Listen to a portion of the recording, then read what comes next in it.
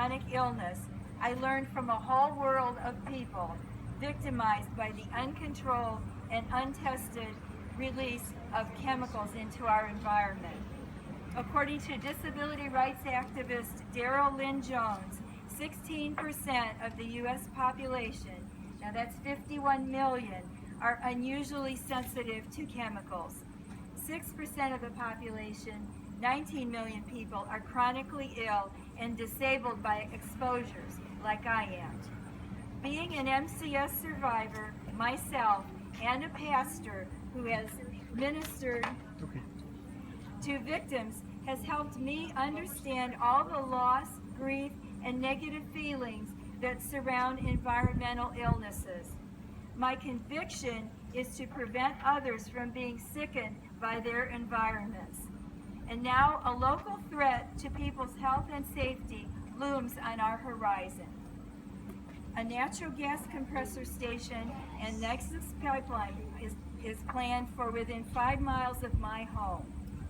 Scientific research shows that tons of hazardous air emissions, some of which are carcinogenic, minute-sized particulates, and volatile organic compounds will be emitted annually in the normal operation of said facility. What is important to note is that chemically sensitive people can be harmed by minute exposures, even levels considered safe for the general public. The full range of toxicity of most chemicals is not known, nor are the accumulating effects of chemical exposures, nor the effects of being exposed to more than one chemical at a time. The fracking industry adds to these uncertainties. For example, a study of the materials known to be used in natural gas extraction resulted in a list of 353 chemicals, which are capable of causing multisystemic symptoms. Despite the lack of research, workers and the public are often falsely reassured about the safety of their chemical exposures. Additionally, polluted air can be carried up to 200 miles from its source by prevailing winds. The unborn and very young are especially susceptible to chemicals used in the fracking industry. Acute effects such as breathing difficulties and nausea are generally reversible when the exposure ends, but chronic effects tend to appear later and are not reversible.